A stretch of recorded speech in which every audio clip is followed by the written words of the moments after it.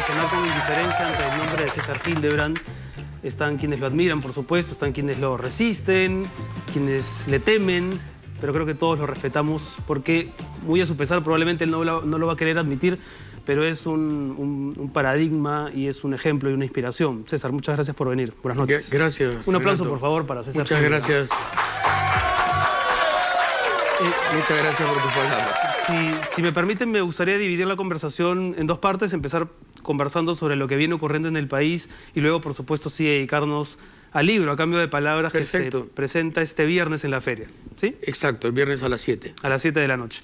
En una columna que entiendo es antigua, pero perfectamente podría publicarse en estos días y pasar como vigente, que se llama Incendiar el Poder Judicial, usted reseña su experiencia en las covachas del Poder Judicial y en un momento dice lo siguiente, refiriéndose a la pasividad con que los ciudadanos a veces reaccionamos ante este tipo de crisis. ¿De qué clase de resignación está hecho nuestro país? ¿De dónde nos viene esta sangre de horchata? ¿En qué momento nos jodimos como ciudadanos? El momento podría datarse perfectamente. Nos jodimos como ciudadanos el día en que empezamos a tolerar el Poder Judicial que hiede mientras sentencia. ¿Y cuándo sucedió eso? En el caso del Perú siempre, desde la fundación de la República. Es esta tarea pendiente la que nos devora. Esto es del 2013 y lo publica uno mañana y pasa, pero absolutamente como una columna del día. Pero podría haber sido publicado en 1911. También. Por eso y en 1890. Por eso mi primera pregunta, señor Hildebrand, es si la corrupción está inscrita en nuestro ADN republicano, ¿qué hacemos con estas comisiones de reorganización? Es decir, ¿no sería más sincero tratar de vivir o convivir mejor con la corrupción antes que hacer la finta de que queremos hacer fumigaciones y saneamiento? Sí, pero ese estoicismo es peligroso, es una amenaza para nuestra propia existencia. Yo creo que sí tenemos que luchar. Ahora, dentro de los parámetros actuales es imposible luchar. Con este Congreso, con este Ejecutivo, con esta institucionalidad malherida, imposible reformar el Poder Judicial.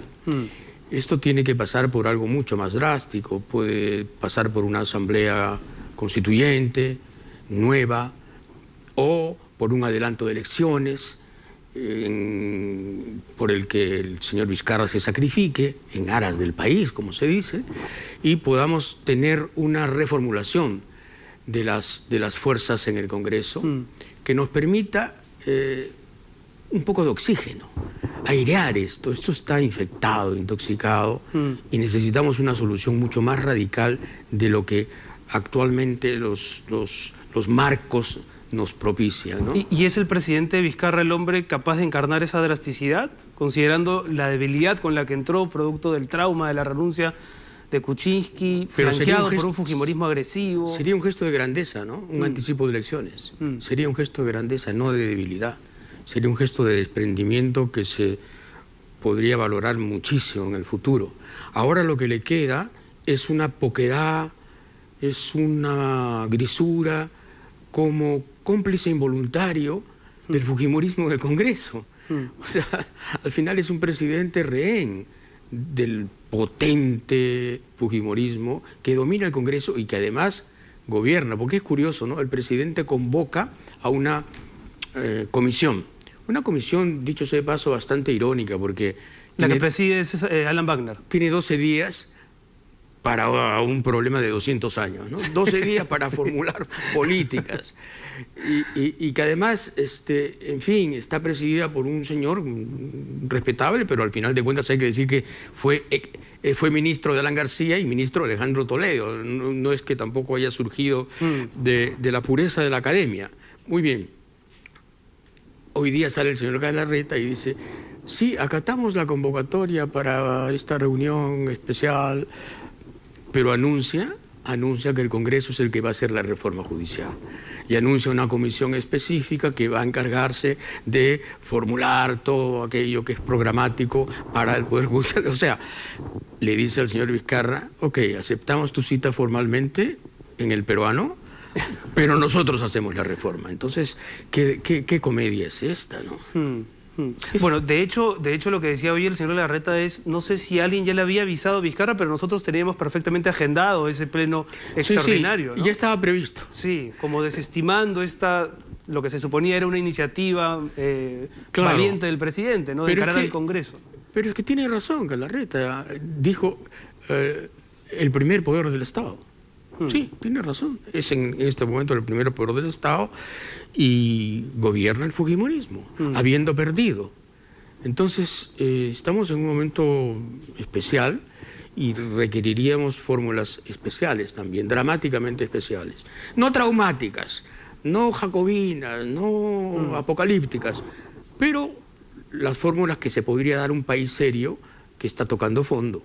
Y eso es lo que no queremos reconocer, que estamos tocando fondo. Y que estamos tocando fondo como país, porque se habla tanto del sector justicia como si el montículo de basura del que estamos siendo todos testigos a diario, de su incremento, quiero decir, solamente tuviera que ver con los magistrados, ¿no? Esto tiene que ver con, como vamos viendo, con ministros, con congresistas, cada vez se van uniendo más actores a este elenco de Porque la corrupción podredumbre. es exacto, porque la corrupción es un tejido denso, compacto, sinérgico, se alimenta mutuamente, es el CNM con el Poder Judicial, con las debilidades de la Fiscalía, con el Congreso que no legisla debidamente, con el Ejecutivo débil, con la Contraloría que no controla.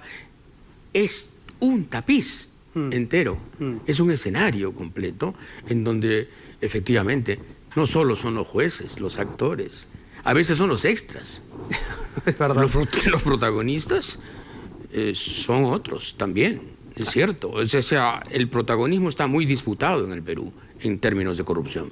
¿Alguna de las medidas que se han anunciado en los últimos días le ha dado a usted la sensación de que efectivamente hay desde algún partido político, desde algún sector estatal, algún tipo de sincero esfuerzo por limpiar esto, o todo es más o menos lo previsible y lo que se esperaba escuchar?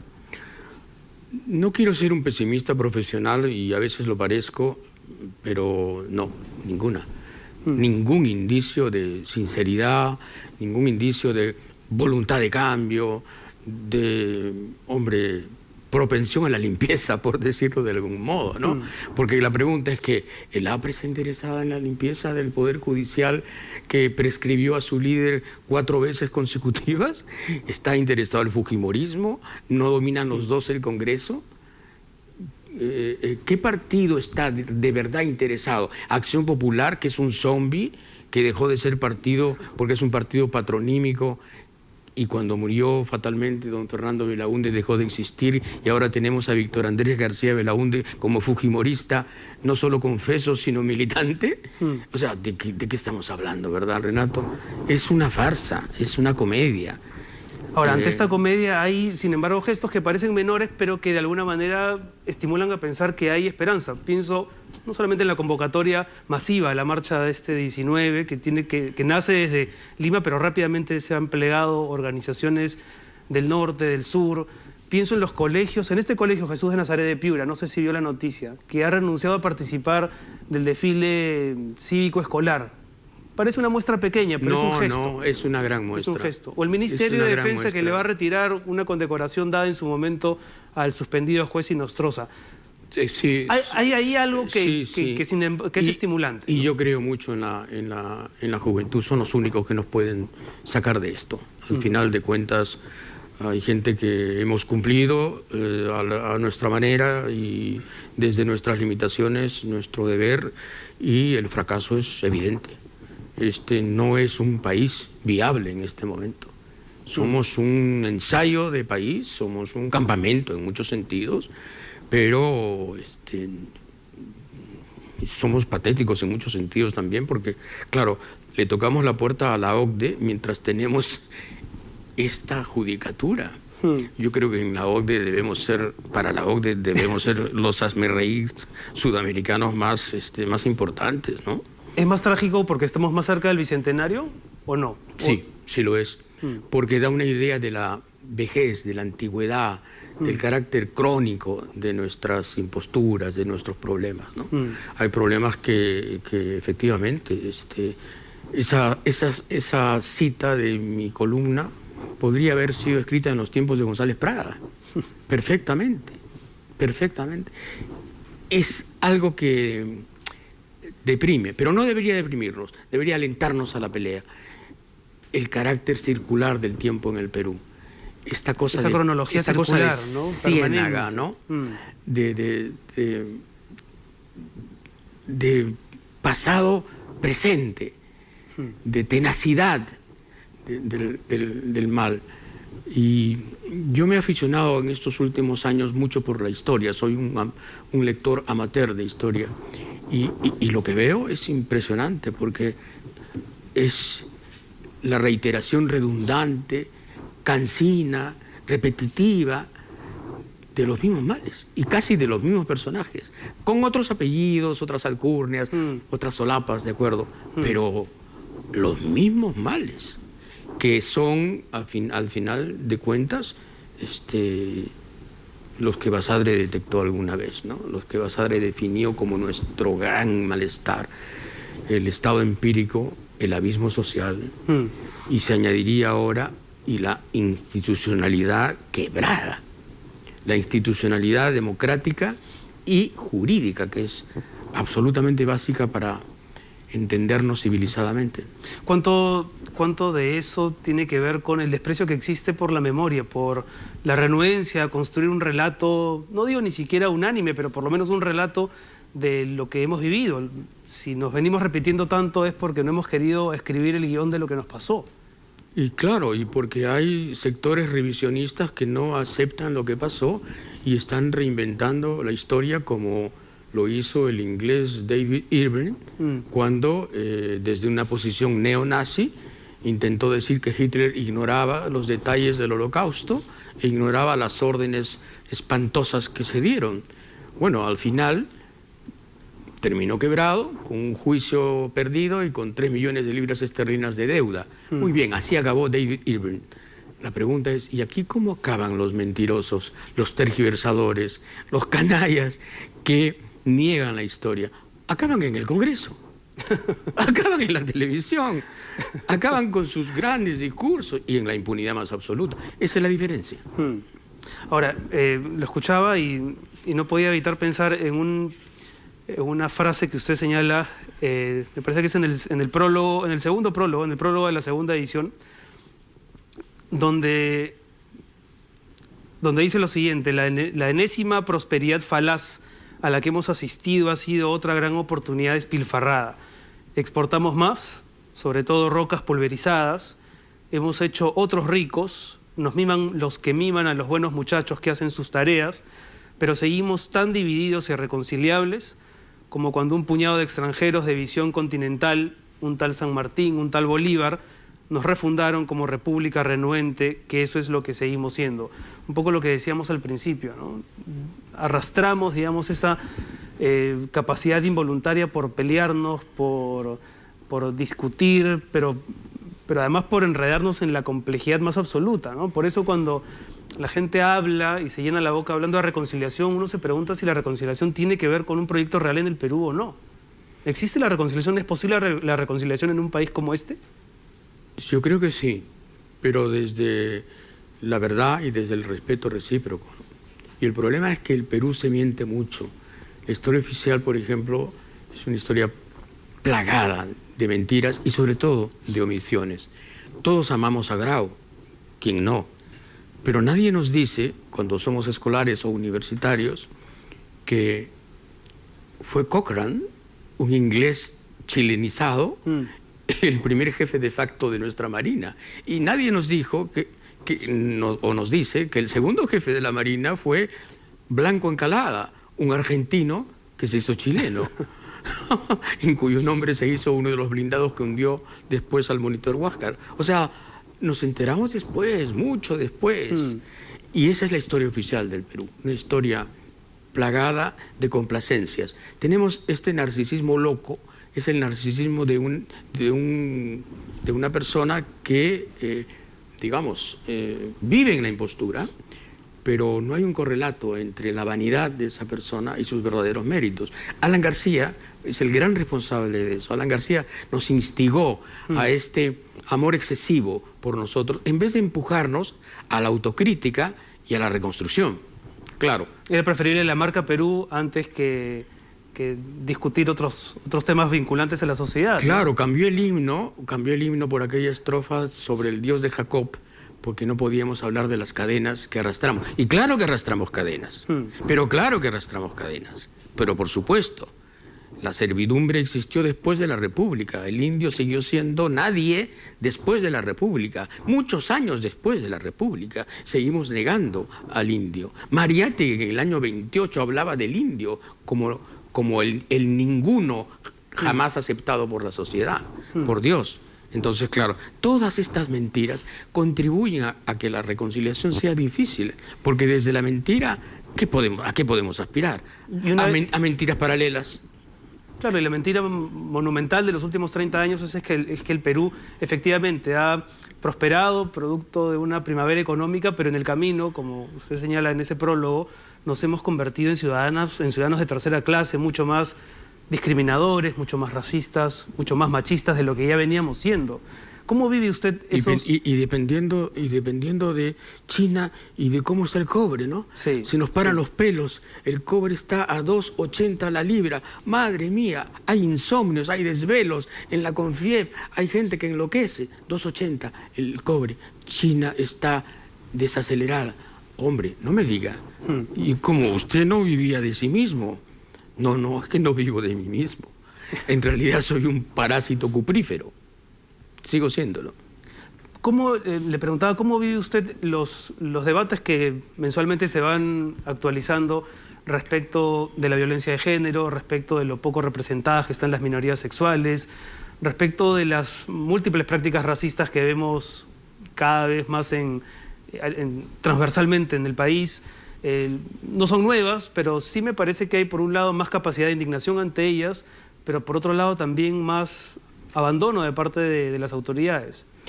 Sí, yo veo... ¿Se identifica con alguna de esas causas en particular? Veo con optimismo el ingreso de Barreto, ¿no? Al cardenalato. Sí.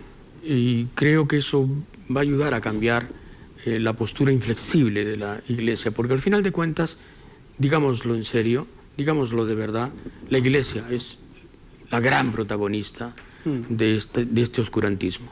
El dominio, el peso de la Iglesia, el peso de Cipriani específicamente.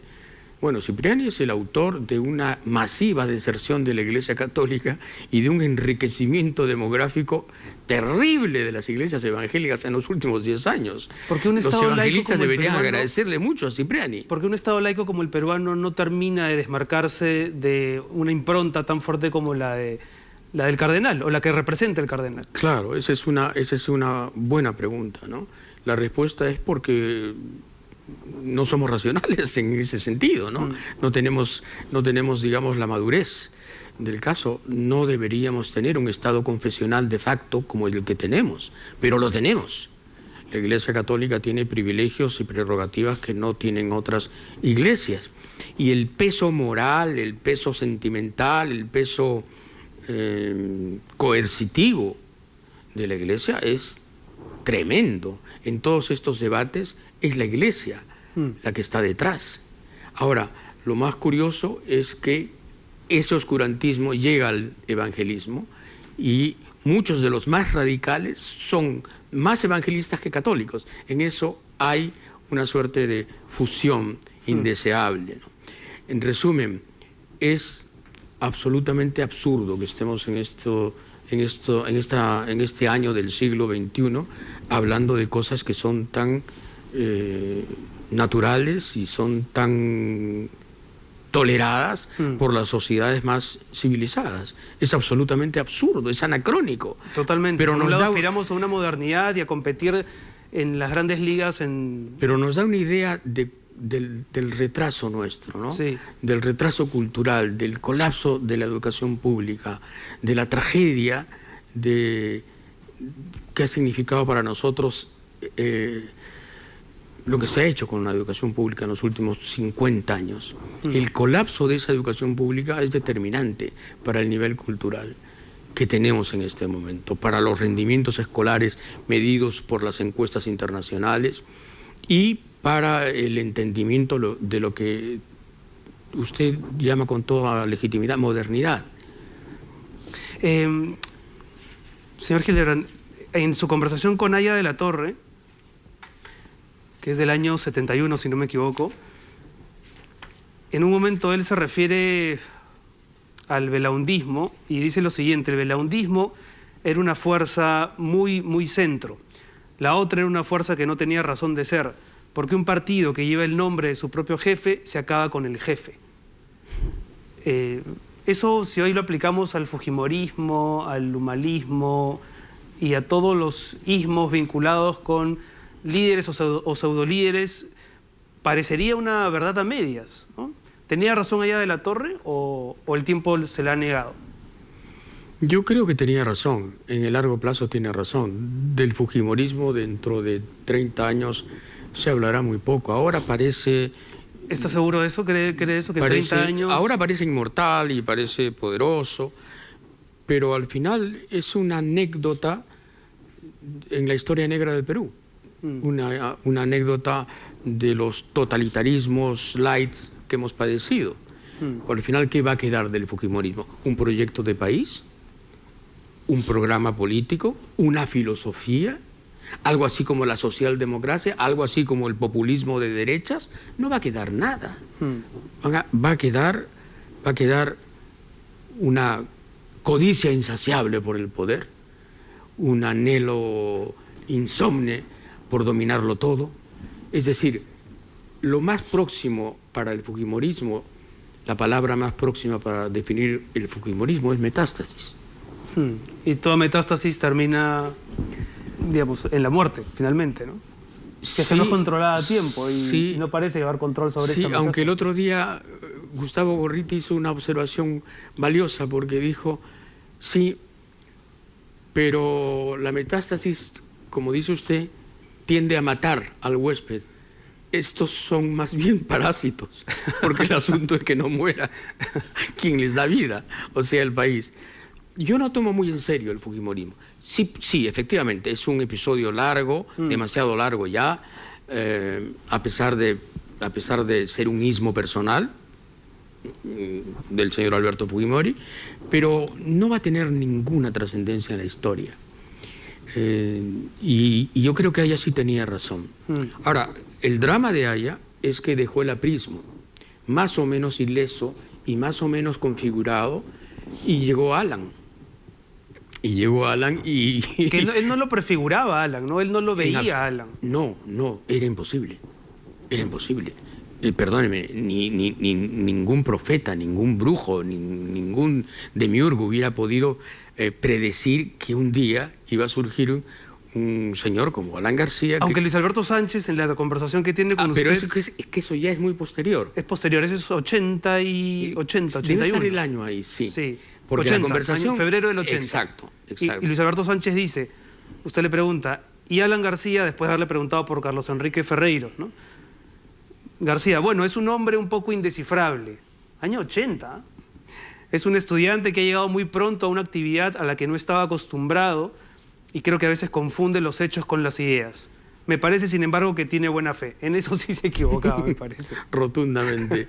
Y entonces el partido programático, ideológico, fuerte, el partido del antiimperialismo, etcétera, etcétera, el partido que después se derechiza, que está en la convivencia, ese partido es tomado por Alan García, convertido en alanismo y disuelto. Disuelto. Ahora el APRA no existe como entidad política. Ahora, en 30 años no sobrevivirá el fujimorismo, el APRA tiende a diluirse. ¿Sobrevivirá alguien? Se lo pregunto porque si uno piensa en los protagonistas de hace 30 años, da la sensación de que no hay relevos. De hecho, usted lo dice en uno de los prólogos, en el prólogo de la segunda edición. Este libro no podría volver a escribirse, no podría escribirse en estos días por falta de elenco. En este libro usted tiene conversaciones con un Chirino Soto que cita a Shakespeare, con un Barrantes que cita indistintamente a Lenin, a Unamuno. Y que leía muy bien en inglés, ¿ah? A Mariátegui. Enrique Chirinos. Conversa con... Daba ganas, qué conservador, caray, de lujo, ¿eh? Daba ganas de hablar con él, Sin de duda, discutir es con él. una maravilla escuchar, no sé, a bueno, a tantos que... ¿Sabe qué, Renato? Es otro país. Ese país desapareció, sumergido. Tenemos una Atlántida. Como una especie de Atlántida. Tenemos una Atlántida y no lo reconocemos. Ese país se sumergió. ¿Qué capacidad tuvo el fujimorismo en un primer momento de captar incluso a gente inteligente como Chirino Soto, como Pablo Macera, como la propia Marta Hildebrand, que incluso ese fujimorismo también perdió? ¿Por qué era antes tan atractivo incluso para personajes como esos? Por diferentes razones, ¿no? En el caso de Marta fue por su apego a los gobiernos fuertes, porque también estuvo con Velasco. En el caso de Pablo Macera no tengo explicación, porque Pablo Macera es un personaje trágico para mí. El más brillante historiador después de Basadre, el más elocuente, fino y culto conversador con el que yo haya tenido oportunidades de partir. Y de pronto, en la tarima del baile del Chino. Es inexplicable, no tienen relación una cosa con la otra. Macera, que me dice en un momento dado de la entrevista que le hago, sí, algo dramático, ¿no? Porque me dice, he descubierto que puedo ser tan miserable como algunos. He descubierto que en algunos sentidos puedo ser tan despreciable como aquellos que desprecié. Un tipo que se rasga así las vestiduras, que llega a ese nivel de confesión absolutamente descarnado. Casi anunciando lo que va a ser su participación Sí, en el claro, fujimorismo más tarde. Desde la malignidad se podría leer eso como una profecía, pero en ese momento no lo era, lo decía en serio. Él pensaba en sí mismo y en el Perú como episodios tristes. Y de pronto, en el baile del Chino, en la reelección. Bueno, lección, conclusión, cuídate del Perú.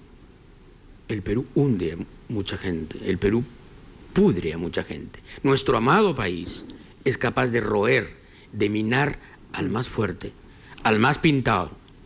Ahí está Macera, pero no solo está Macera. Le pasó a Federico More, le pasó a Aya de la Torre. A Chirino Soto también. Le pasó a Chirino Soto. Le pasa a mucha gente. Hay que ser muy fuerte, hay que estar muy convencido y probablemente hay que ser muy solo, muy ensimismado para no dejarse arrastrar. Hay que ser muy terco. Este libro, esta edición, más bien, señor Hildebrand, cambio de palabras, que digo, es un clásico porque... No solamente porque mantiene su vigencia, en estas páginas hay reflexiones que uno perfectamente podría aplicarlas a lo que ocurre hoy en el país o a lo que ha dejado de ocurrir, como comentábamos. Entiendo que nace producto no de un deseo personal, sino de un empuje editorial, de una arenga editorial. ¿Lo han tenido que convencer mucho para volver a editarlo? No, en este caso no, pero el origen sí fue así. El origen fue Mosca Azul. Abelardo Kendo y Mirko Lauer se juntaron para convencerme. Lo que pasa es que estas entrevistas se publicaron básicamente en caretas, sí, mejor dicho, todas ellas en caretas. Y una vez Nick Asheshaw, que era un periodista inglés que hacía un semanario que se llamaba Lima Times para los para los angloparlantes, escribió una nota que decía Monday Morning Massacre, que era la masacre de todos los lunes, hablando de mis entrevistas, porque Careta salía los lunes. Y entonces ese artículo cundió mucho, porque él hablaba de estas entrevistas en donde la gente se desnudaba de modo involuntario y muchas veces quedaba en ridículo, pero en realidad creo que exageró Nick, así eso exageró. El propósito nunca fue dejar en ridículo a nadie. Fueron entrevistas respetuosas, jamás tuve una rectificación y de lo que se trataba era de ir pelando la cebolla. Era el concepto de la cebolla, ¿no? El ser humano como cebolla, es decir, forrado en láminas delgadas que se van poco a poco en la entrevista desgajando. Ahora, no son en absoluto entrevistas faltosas, pero sí que son incisivas. Primera pregunta, Alfonso Barrantes Lingán, 11 de febrero de 1980. ¿Puede decirme cómo ha logrado convertir la vacilación en una virtud política y la falta de ímpetu en algo así como un carisma? Bueno. No es una falta de respeto, No, pero... no. Lo admito. Pero la lo envoltura es admito. muy elegante, digamos, Lo ¿no? admito. Pero es muy provocador, claro que sí. Exacto, pero ¿puede leer la respuesta? Sí, claro que sí. 3 líneas de la respuesta, aunque sea. Mire, yo no creo que esta haya sido vacilación, ha sido, eso sí, una multitud de horas dedicadas a la reflexión. Bueno, Barrantes era un conversador estupendo, ¿no? De verdad, esta entrevista, junto con la de Beltrán y con las de los escritores, sobre todo, la he disfrutado muchísimo, muchísimo. Sí, yo fatalmente terminé peleado con Barrantes. ¿Por qué? No por esa entrevista, desde luego. Años después, en la televisión, le hice una entrevista que a él le pareció impertinente. Barrantes estaba en un problema, en una crisis partidaria, y yo le hablé mucho sobre Pol Pot, y le insistía mucho sobre el marxismo de Pol Pot, el leninismo de Pol Pot, el maoísmo de Pol Pot. Y claro, él lo entendió como un agravio personal, porque mi tesis era que Pol Pot no era un monstruo salido de la nada, sino era un monstruo salido del marxismo, leninismo, maoísmo, y que era al final el producto jacobino terminal, absolutamente violento, de una doctrina, que era la dictadura. Y la dictadura convertida en masacre es lo más recurrente de la historia. Y se molestó mucho. Y yo con Alfonso me dejé de hablar los últimos 5 años de su vida, hasta que un día me entero de que se está yendo a Cuba a operarse porque tenía 7 de hemoglobina y tenía cáncer al estómago. Y los médicos cubanos lo abrieron y lo cerraron y se murió ahí. Gran tipo. ¿Cuánta falta hace un Barrantes a la izquierda? Le quería preguntar por la izquierda hoy, si ve en la iglesia, en la izquierda de hoy algún reflejo, aunque sea alguna sombra del Barrantes, del pensamiento de Barrantes, ¿o no? No, no veo. Verónica es una gran persona, pero tiene una vocación por la desaparición que a mí me asombra. Es fantasmal. No está. Sí, pues. No está. No saca la vuelta, nunca está. Y bueno, el señor del Frente Amplio, el ex sacerdote Arana.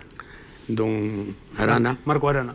En fin, yo siempre pienso que está muy preocupado por el tamaño de su diócesis. Pero nada más. Le pregunta, no sé si es a Townsend o a Villanueva, les dice, más que preguntarle, que la ausencia de Haya acaba de morir, y usted les dice que la ausencia de Haya, si el APRA va a poder sobrellevar la ausencia de Haya, ¿no? Y me parece que es Villanueva el que le dice que sí, que el APRA va a sobrevivir a Haya de la Torre. Pero si eso ocurría, entonces uno ahora podría preguntarse si el APRA va a sobrevivir a la exagerada presencia de García.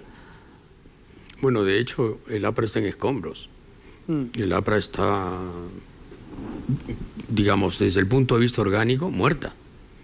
Ha habido unas elecciones apócrifas que no están reconocidas, que han sido recusadas ante el Jurado Nacional. Va a haber nuevas elecciones, pero hay una serie de objeciones respecto al Comité Electoral. Es decir, no son capaces ni de hacer internas. No son capaces ni de hacer internas. Entonces, la crisis es terminal. Además, el APRA, ¿qué es en este momento desde el punto de vista doctrinario? El alanismo, ¿qué es? Hombre, es una opción que te hace rico. La plata llega sola. La plata llega sola, desde luego. La plata llega sola y a veces con los doleiros.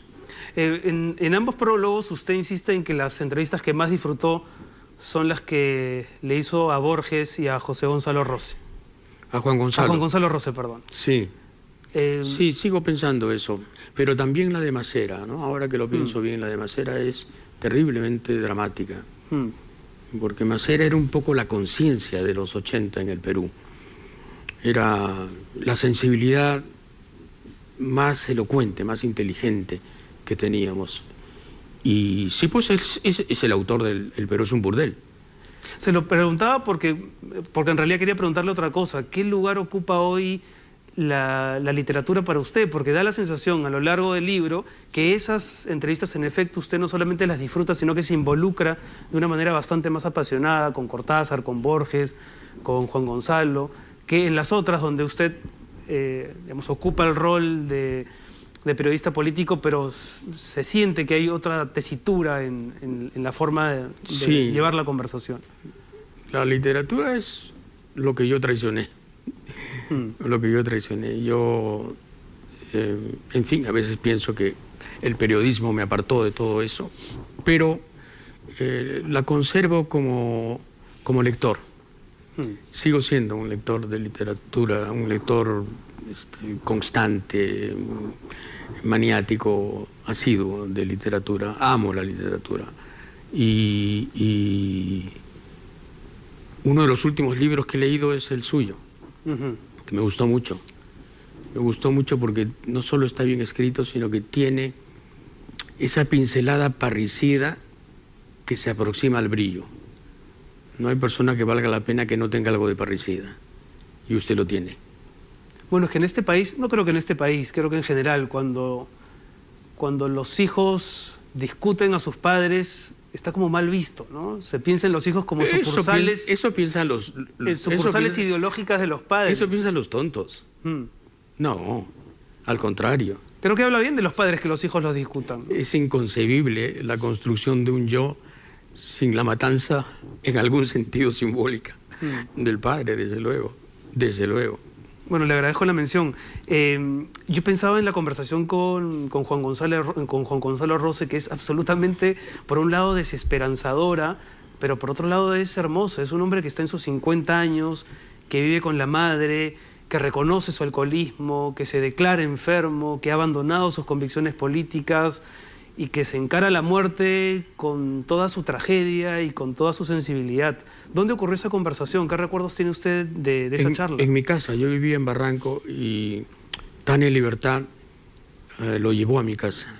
Yo era muy amigo de Tania Libertad, la cantante, sí, claro. Y ella era muy amiga de Juan Gonzalo. Y Juan Gonzalo no quería recibirme en la suya, así que fuimos a la mía. A Juan Gonzalo lo mata efectivamente la tristeza, pero lo mata la homofobia. Él es un homosexual que no puede salir del closet. Estaba prohibido. Era fusilamiento civil garantizado. Y esa tortura, esa impotencia para expresarse, ese silencio respecto de sí mismo, ¿no?, lo minó mucho a él. Lo acabó. Y desde luego, esto es anecdótico, pero es importante, él era un empleadito en el Instituto Nacional de Cultura. Llegó el APRA, llegó un tal Abril, no quiero ni siquiera decir su nombre completo, y lo votó a Juan Gonzalo. Porque Juan Gonzalo era, desde luego, el autor de una de las anécdotas más famosas del Perú, ¿no? Con Víctor Raúl. Con Víctor Raúl. Entonces, cuéntela, por favor. Sí. Bueno, es el reencuentro entre Víctor Raúl y Juan Gonzalo, que había sido de la juventud aprista, de la JAP, hasta que decidió salirse de ahí y se reencuentra con Aya, y Aya le dice: yo te conozco, tú has sido aprista. Y Juan Gonzalo le dijo: tú también. Yo no sé, nunca se supo, nunca se lo pregunté porque me pareció una impertinencia si eso fue real o no, pero tendría que haber sido. Tendría que haber sido, porque claro. Es tan maravillosa. Claro. Es tan maravillosa. Y Juan Gonzalo, cuando estaba bebido, y estaba bebido muchas veces, era así, de audaz, y así de atrabiliario. Así que es posible que haya sucedido. Bueno, usted logra en estas conversaciones no solamente que Juan Gonzalo hable de sus sentimientos respecto de la muerte de su propia obra, sino que Borges también hable de su obra en términos positivos, cosa que era muy difícil de conseguir, porque él siempre era, no sé si por falsa humildad o qué, pero era muy renuente a referirse a su propio trabajo, ¿no? Sí, siempre. Y sin embargo, aquí lo consigue, lo dicen por lo menos en 2 o 3 pasajes. Cuando dice ahí también un poema que se titula El otro tigre, es lindo también, la verdad, ¿no? Y dice una cosa fantástica: la prosa siempre ha sido un objeto que yo he fabricado, pero tengo la impresión de que la poesía es algo que sale directamente de mí. Eso es maravilloso.